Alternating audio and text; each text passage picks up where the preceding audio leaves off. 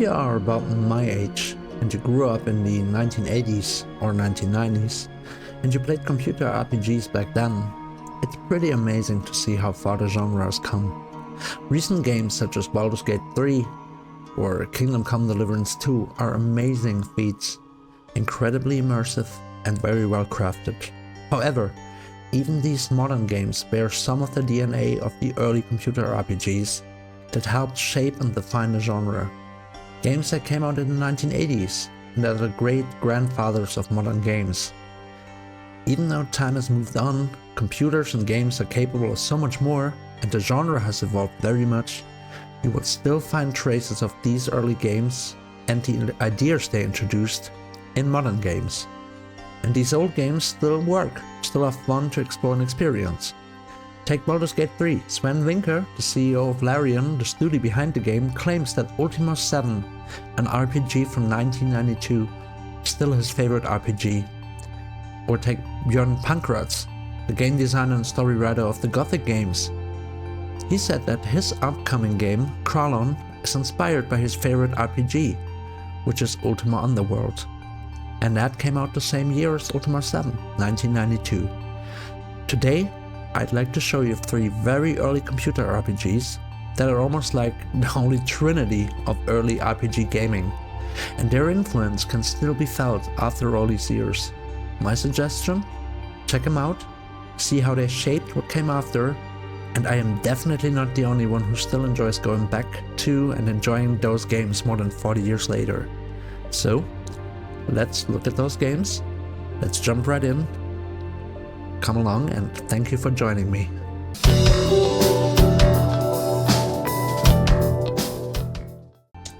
So, welcome to Ultima I, welcome to Caesarea, welcome to 1981. Let me get a few things out of the way quickly. First of all, this is actually the remake of Ultima I from 1987, with some slight improvements over the original. You can find this on GOG.com as part of a package together with Ultima 2 and 3 at a very low price. Second, of course, I could also go back even further and talk about Akalabeth with Richard Garriott, who programmed Ultima 1 and was like the guy behind the Ultima franchise. He programmed that game before Ultima 1, but and it shares quite a few game mechanics with Ultima 1. However, since this is the official start of the Ultima franchise, I chose to talk about Ultima 1. Next, there is a full playthrough of this game on my channel, so if you would like to experience and watch me play this game and talk about it instead of playing it yourself, feel free to do so. I'd appreciate, and I hope you like it. And finally, and this goes for the other games I will talk about as well. Of course, the devs behind those games also were influenced by something. Nothing develops in a vacuum. So in these games, you will see a lot of D&D, Lord of the Rings, or other fantasy titles hinted at in those games. Science fiction as well, because in Ultima 1 and 2, there were quite a few science fiction elements. Ultima 3 as well, coming to think about it.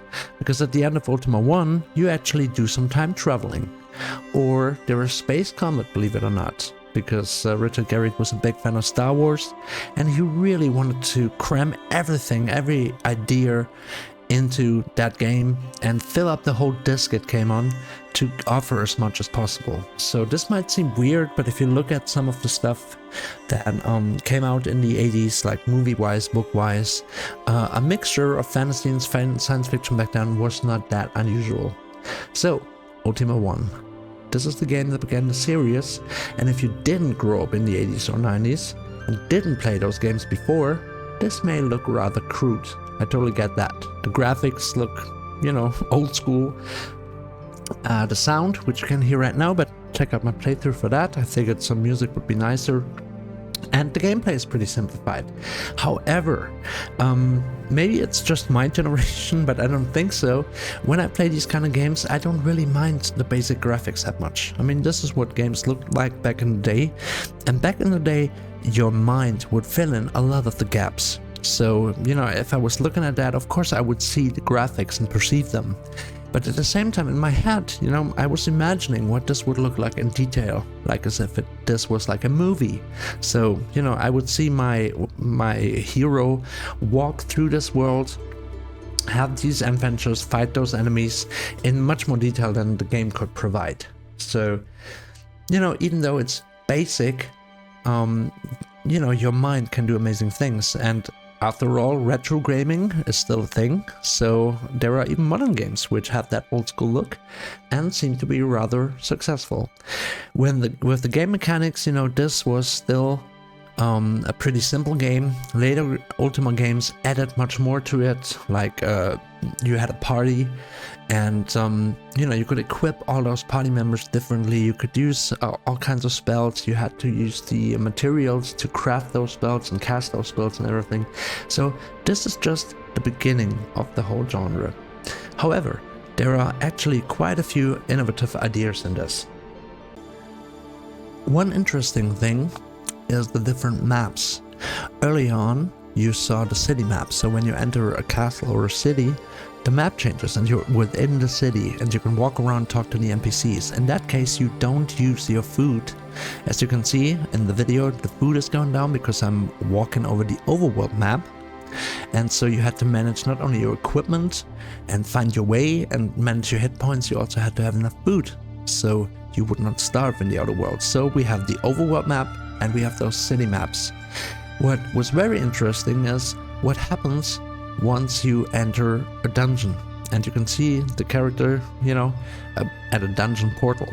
Because Richard Garriott had this really cool idea, and I thought it was a pretty cool feat to actually manage to do all that, where he said, okay, this is what a dungeon will look like. So we're switching from the overworld map where you can actually see your character to first-person view. And this is the character walking through a dungeon, and that's an enemy that you fight. And it would be very maze-like, and you would have traps in there, and you could actually move through the dungeon, grind some enemies, you know, kill them and grind some gold and XP, and then actually make your way further into the dungeon. The quests that you were given involved going into those dungeons and killing certain enemies. I earlier on referred to the Dungeons and Dragons influence, and one of the enemies you have to fight is a gelatinous cube, you know, which is from D&D and also appears in that movie that came out, Honor Among Thieves. Right. So this is the third style of map. You have the overworld map, you have the city map, and you have the dungeon, where you switch to first-person view. And considering that this is from 1981, that's a pretty cool concept. That's pretty immersive in my opinion. So that was one of the things that he came up with. The story of the game is typical fantasy fare.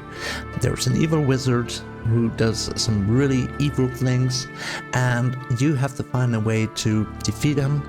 And your way of doing that, and I hope it's not bad, I'm spoiling a game that's like 44 years old. You travel back in time at a point, and to a point where he's still vulnerable, and you destroy his gem of immortality, and then you can kill him eventually. Actually, if you've played Ultima Online, which is part of the franchise and is one of the first, probably the first big MMORPG for its time, considering, you know, this was way before World of Warcraft. The story is that the servers that Ultima Online is on, the different servers you could play on, were shards of that gem of immortality.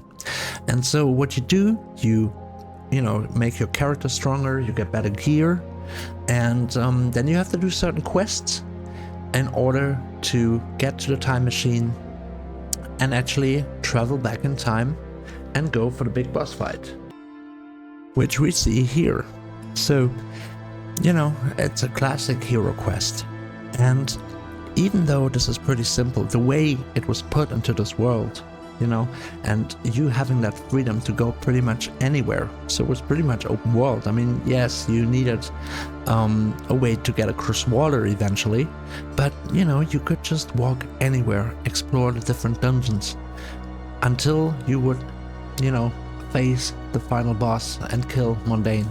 All of that I have to say for 1981 is pretty well done, and you can still see influences of that, not only in the rest of the franchise, because this started a whole franchise of games, and each one of them added something new or tried to do something new, whether it was like adding a party that you could control or adding more philosophical subjects to the story, or making the world darker in terms of like the surrounding, in terms of Ultima 5, for example, the world has been corrupted and you have to adjust to that, or Ultima 7, which just was mind-blowing when it comes to the graphics and the gameplay back then.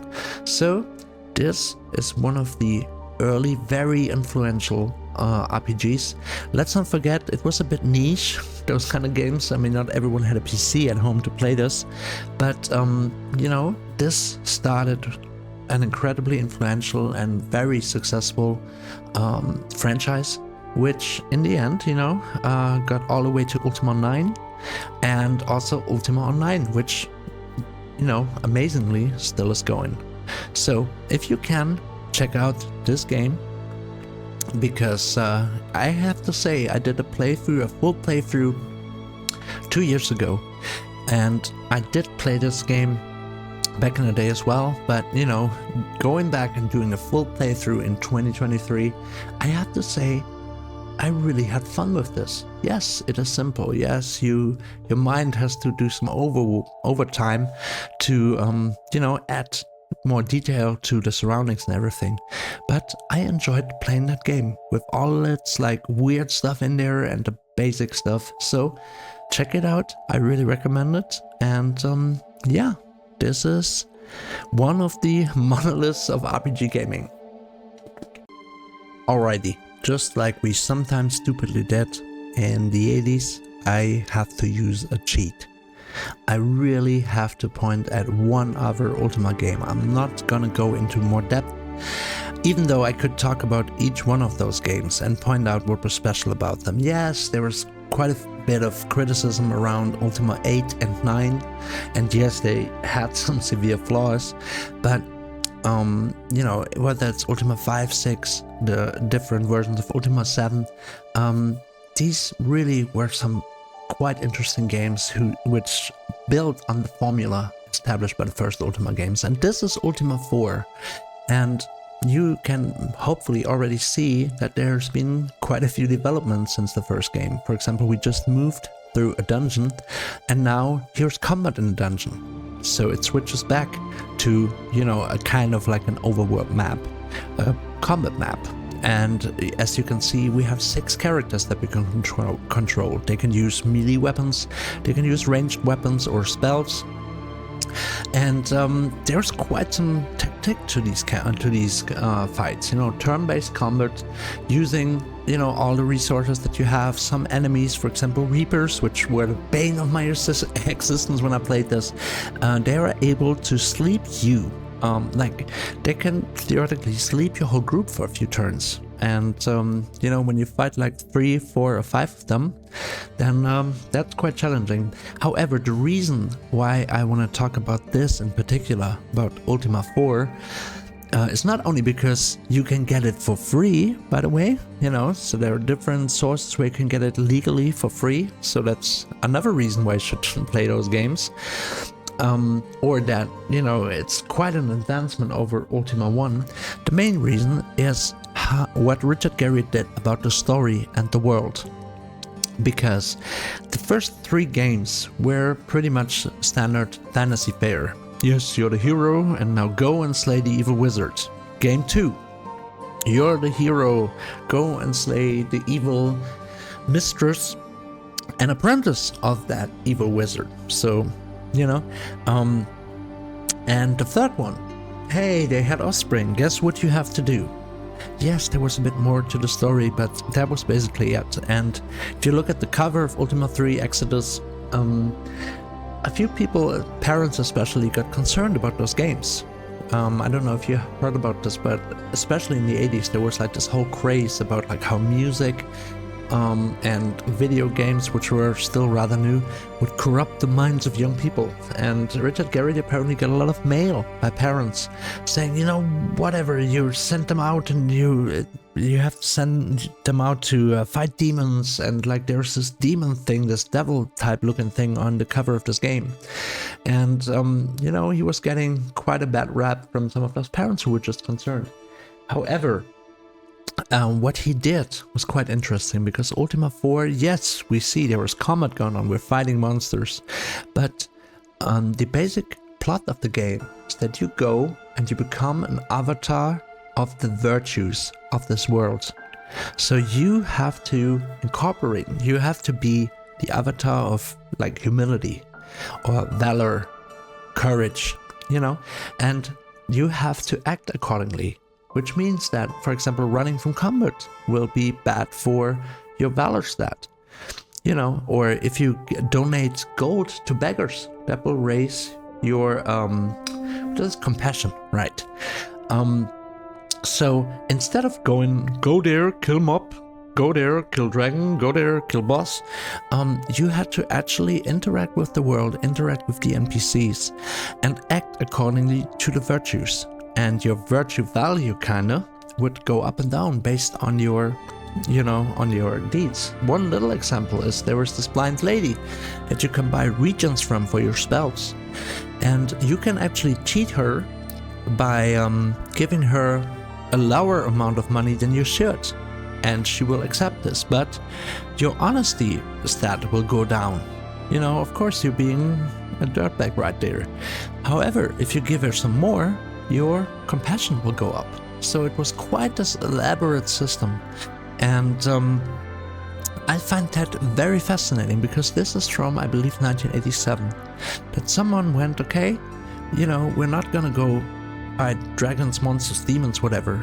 This game is, of course, as you see, there's combat in there, but this is about incorporating like virtues and kind of like philosophical topics, where you had to think about like, how am I a compassionate person? How do I maintain valor while also showing compassion? You know, how do I interact with the characters being entirely honest? And for example, there may be traps in there, like a character asking you, are you whatever, the avatar, or are you afraid? And if you say, no, I'm not afraid, then your humility score kind of will go down, because you're supposed to be humble. And I have to say, even back then when I played this and I didn't quite understand it at first, it still amazes me how someone would go and go, okay, we're going from, you know, this rather simple type of plot into this.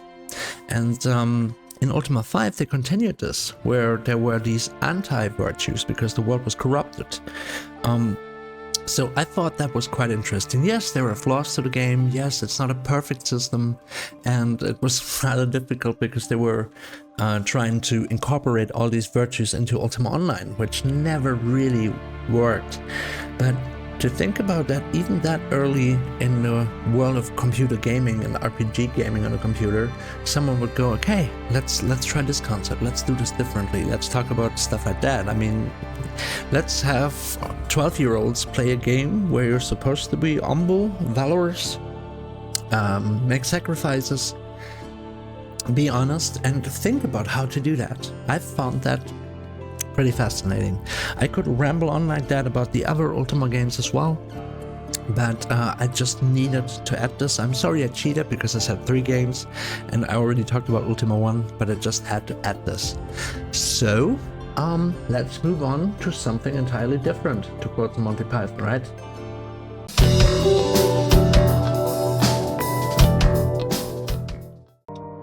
So for our next game, we're gonna travel back even further in time to the year 1980. I know it says 1985 on the screen, but I believe that's the release year of this specific version of the game, which is available on Steam for about $3. So this is Rogue. And if you've never played it, I'm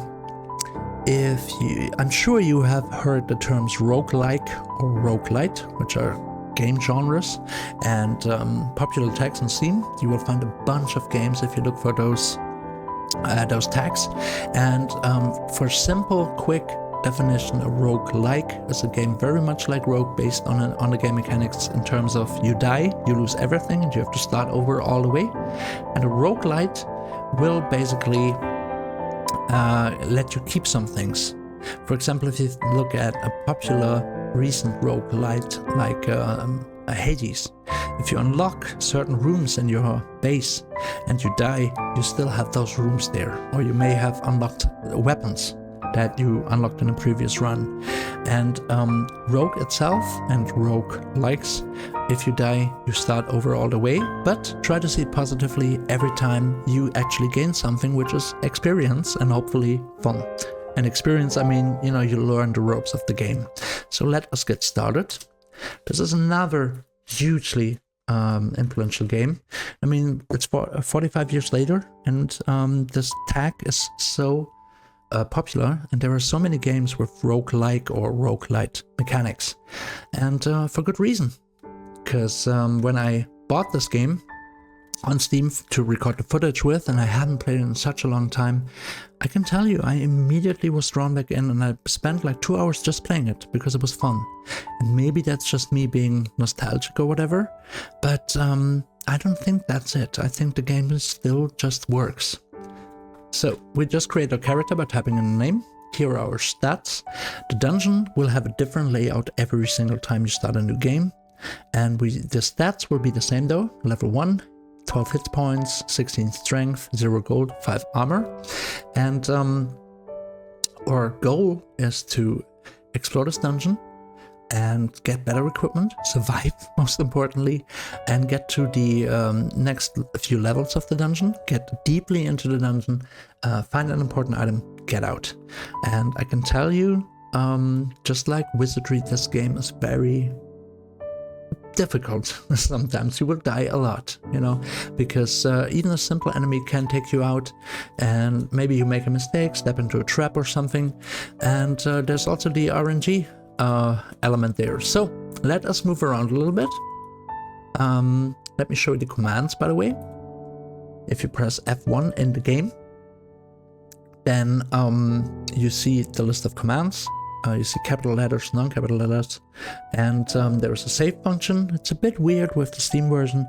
If you save a game, it closes the game, and then if you start the game again in your Steam library, there's the startup dialog where you have to pick play Rogue, which means you start, you have to start a new game or start a save game, which happens in the Steam dialog, which is a bit unusual. And yeah, so for example, there's the any key, which is pretty much a micro button, which is pretty cool for a game that old that they had that. And you can like assign different or the same key repeatedly to this macro. And as you can see, there are commands like throw. For example, we have a bow and arrow when we start, and if you want to shoot that arrow, you actually press T for throw, aim into a direction, and then pick the arrow, and you will shoot it. Same with wands that you'll find. And that's the second page. And it's totally normal to have to refer to this a lot when you get back into the game, or when you get into the game the first time. I still have to look this up. And maybe it's a good idea to do the old school thing and take some notes. Have like a notebook next to your piece of paper where you just type in the commands. A Google Doc will work as well. So let us explore. This is the next room of our dungeon, and we're trying to find some loot, and also the way to the next level of the dungeon. And this is the first enemy we see, and it's a kestrel. So the enemies are, displayed with the first letter of their name.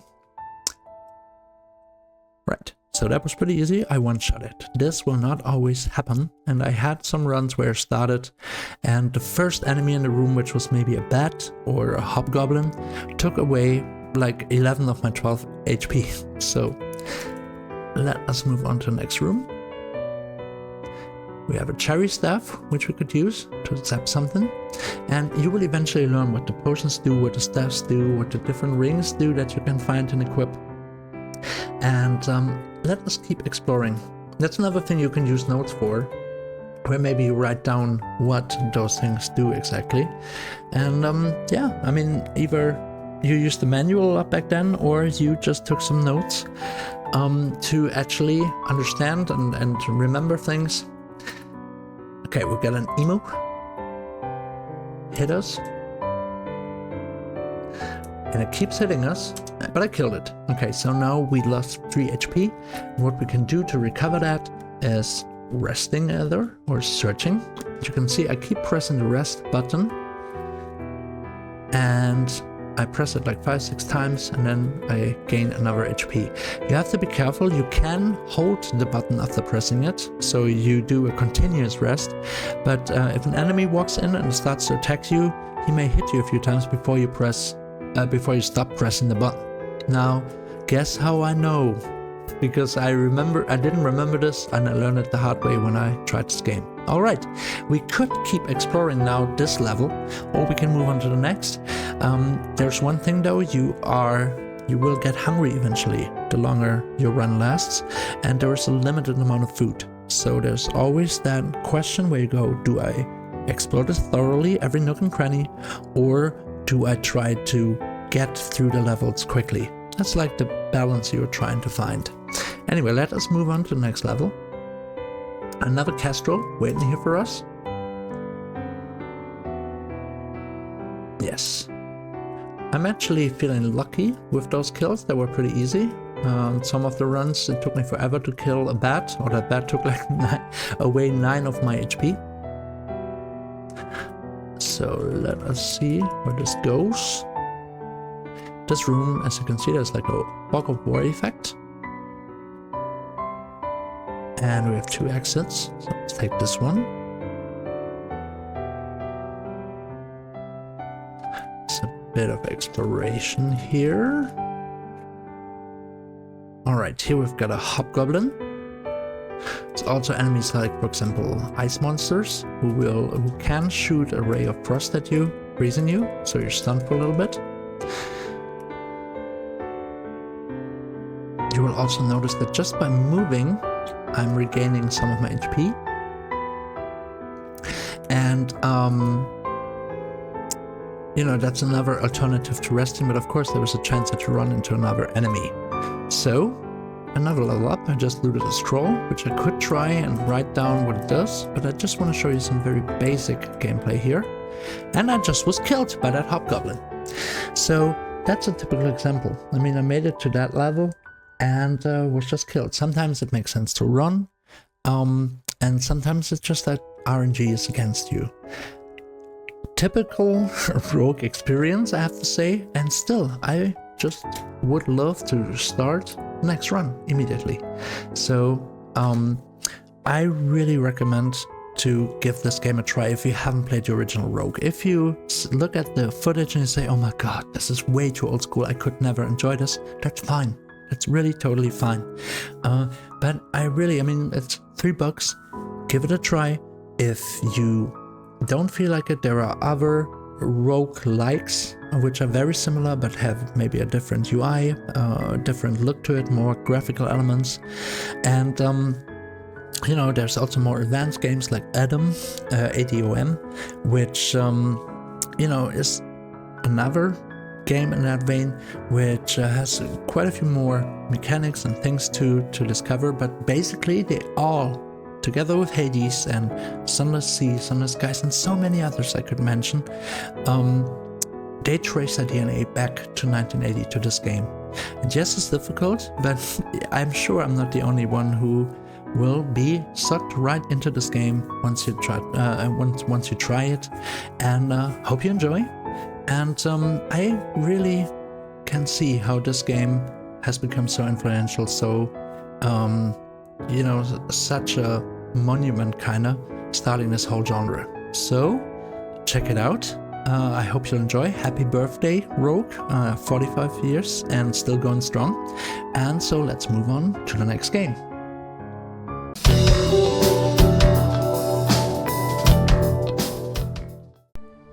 Okay, so for the final game, Wizardry, as you can see, I'm having some issues getting this to get to full screen. even though it runs in DOSBox just like Rogue did. And you know, we can of course start a new game. And let's see, to remember this now. Right, so we can just add some characters to a group, and see if I remember this correctly, A, D, and F, and here's a group. And then we could basically go to the maze and run in there, right? However, since I'm having a slight issue with getting this to go full screen, and also I want to show you something pretty neat, let us switch to something slightly different. Okay, you could say, hey dude, you cheated again. Well, this actually is a remake of Wizardry, Proving Grounds of the Mad Overlord, which was the third game I would like to talk about. And yes, you could say, well, that's not quite fair, but if this remake makes it a bit easier, if you don't want like messing around with DOSBox and seeing those old school graphics, this actually may be a way to experience that game with a more modern layout.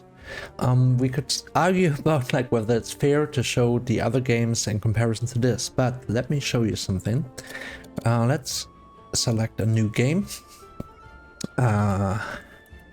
PMG2, and you can actually choose whether you want the original or the console version, and you can actually configure the options. There are some new options that will make the game a bit more, it will add some quality of life features, but we can also configure those. For example, starting attribute points. We can go for the original setting, so it's pretty much like the original game, and as you can see, this will be rather challenging. Starting attribute points will be a random roll, so if you start a new character and you want to roll for the stats, it will be a random roll. And level up attribute advancement will be a random change. This may not tell you much, but I tell you this: if you level a character in this game, the stats that will level up will be random. So for example, you may have a mage who suddenly has much more strength, which doesn't sound very, you know, very tempting, but that is what this game was like. Character aging. They actually, when you return to town and you have them rest to recover health, they will age and eventually, you know, will get really, really old, which is not a good thing. So, you know, his character recruiting is disabled. All these kinds of stuff, and ambient map, for example, there's an auto map feature which will be disabled if you play like this. But let's do this, because actually we were supposed to play the original, but let's for this one cheat and look at the remake. So we begin with a starter party, because I don't want to show you like the whole character design thing and everything. So we can visit the training grounds to make your own characters or edit existing ones. We can go to the tavern to configure a party, add or remove members, and we can start our journey, which is what we're gonna do. So let us go to the maze, and this is what the game is like. And one thing that is really, really cool, because, you know, I'm sure you're still sitting there going, hey man, that's still cheating. Look in the lower right corner.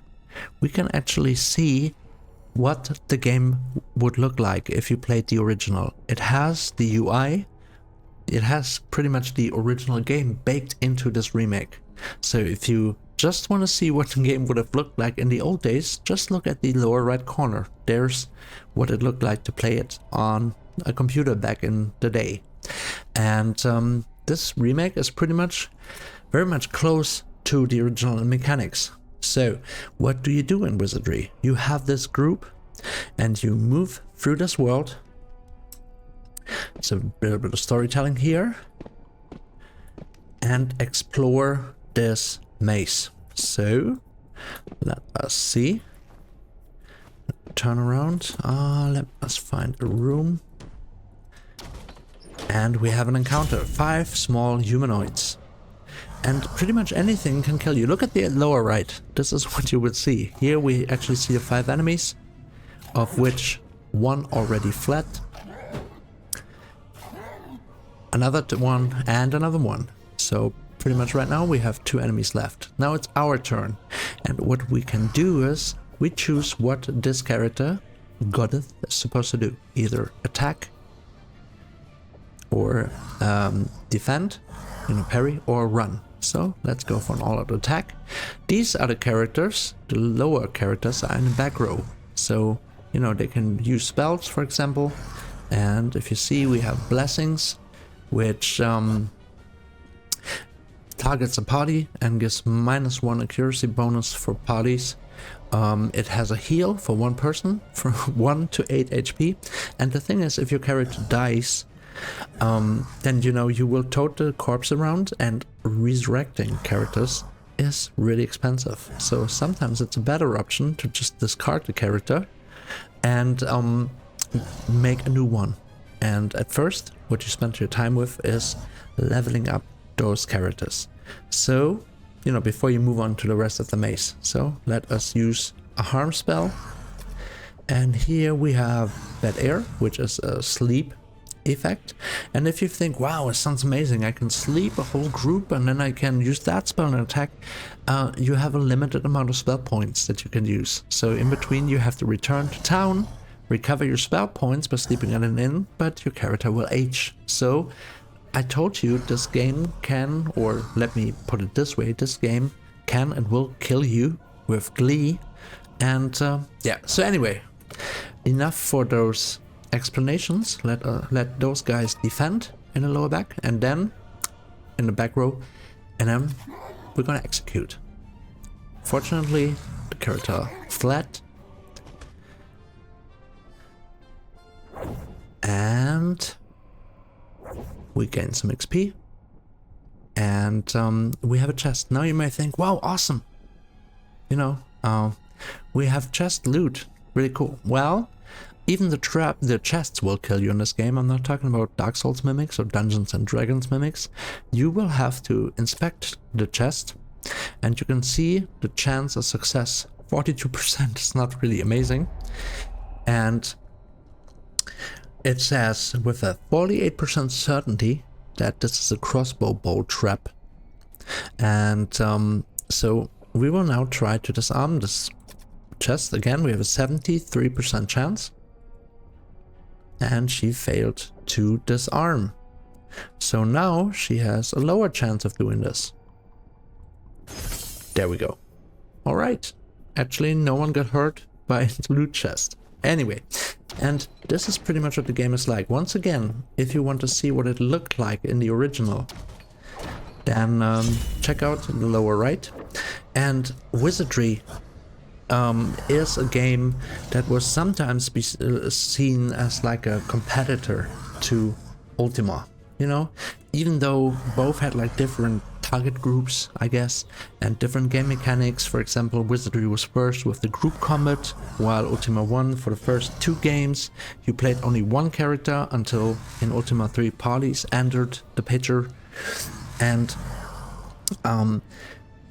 I recently read a book about the development of the Ultima games and the story of Richard Garriott, and Wizardry was mentioned a lot, and there are so many Wizardry games where, you eventually, for example, there's Wizardry 8, where you actually move around in an open world, or not an open world, but you move around, you can go to different towns. So you start on a beach, you move through an old temple, which is a dungeon, and then you can actually move to towns and interact. So it's much more, it has more of the thing you would expect from an RPG. But this is pretty much, one of the original RPGs, and it also was very, very influential. I mean, if you look at this grid-based movement, as you can see, before I talk about this, let us hopefully continue this fight. As you can see, I can't pick whom I'm gonna attack. So let us see. Let's use 1 more spell point. Let us try and sleep those enemies. And we have you can attack one enemy with fire. So let's execute. Didn't work. Killed one. Killed another. And we put some asleep. Alright, one enemy left.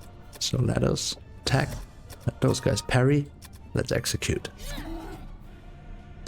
There are some enemies in here which are able to easily kill you. So, you know, even though this may look like I'm doing really, really well, this game can turn things around really, really quickly. So let us inspect again. And just from inspecting, she was poisoned. And poisoned is usually the point where you start considering moving out of that dungeon. And as you can see, she's still poisoned and she will remain poisoned. So let us try and get out. Anyway, took a quick detour to town to heal Beatrice. And now I was talking about how influential this was. If you take a look at some other later influential games, like for example, Eye of the Beholder, you will see that there are quite some similarities. You have a group which can act, you know, in a certain order, and you move through, you know, you have grid-based movement in a dungeon. Let us take one more look around. As you can see, we also see the whole thing in the lower right corner again. Let us go in here, and we have two slimes. So let's see how much these guys can hurt us, if they hurt us at all.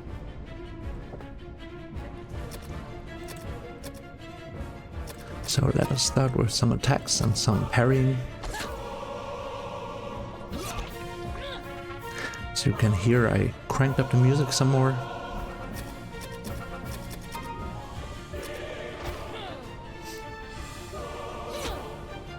Alrighty, so let's see.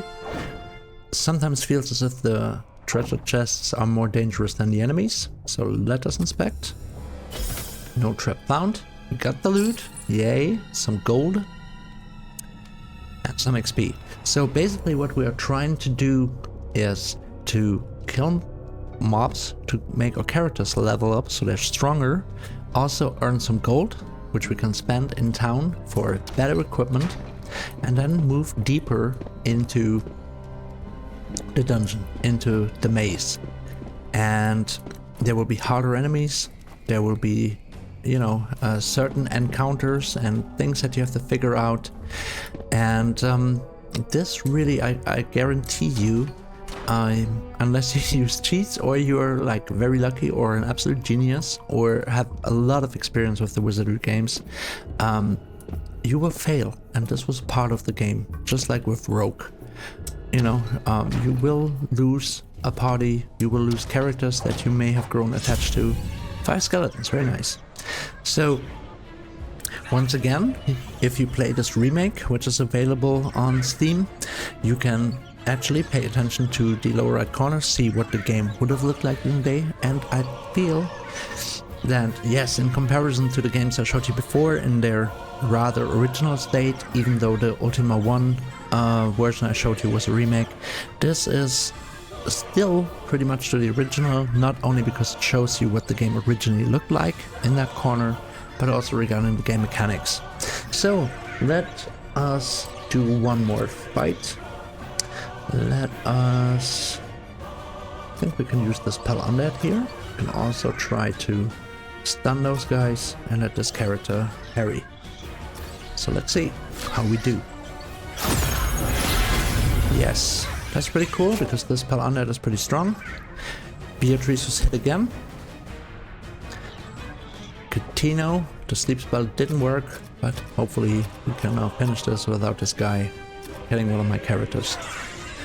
So yeah, once again, you may consider this a cheat that I'm showing you the remake, but as a little novelty, you can actually see what it would have looked like. And yes, this is another influential game. It may not have the like it may not be as famous as maybe the Ultima games or Rogue, which has, you know, roguelite, you know, those genres have that name in there. But these were pretty influential, and there are many follow-ups, some of them really cool, I have to say. I mentioned Wizardry 8, which is one of my favorites, but if you can, like Wizardry 6 and 7 are also available on Steam, or you know, in other shops, I really recommend to try. So let us see, let's face the most dangerous enemy for now, once again, by inspecting that chest. And this is supposed to be Poison Needle, so it's going to be risky disarming that. But Beatrice managed. Very good job. Alright, so thank you so much for watching. I hope you enjoyed this little trip, even though I cheated twice with throwing in some Ultima 4, with using a remake, with the original graphics shown in the corner. But if you don't take anything else away from watching this video, please, if you played those games back in the day, maybe it's time to revisit them. They're easily available. Ultima 4 is free, for example. On GOG.com you can buy kind of like box sets, collections, Ultima 1 to 3, 4 to 6.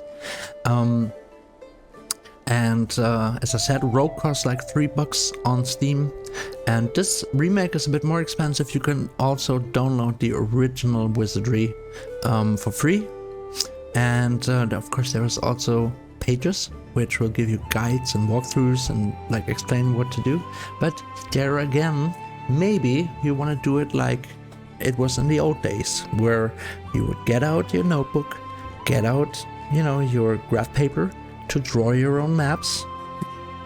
The remake of Wizardry has an auto map feature, which we turned off because this is supposed to be played by the original rules, but there's an auto map feature, and you know, maybe invest the time and go for the experience of actually playing these games without a walkthrough.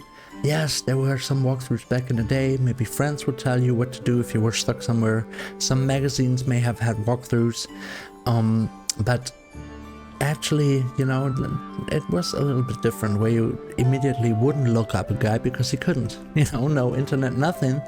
And so maybe if you want to go and try out these games, maybe try also to go for the original way of playing them. I will do a more in-depth video of how to play these games the old school way, but for now, I hope you enjoyed this. I hope you will, if you haven't yet, will check out those games. It's really worth it. If you have played them before, maybe you want to revisit them like I did. Once again, I had so much fun playing again through Ultima 1 and Ultima 4. You can see the footage on my channel, and I thank you for joining me. Hope to see you next time. If you like this, leave a like. If you want to see more like this, leave a subscribe. I would really appreciate. And thank you for joining me. Bye bye.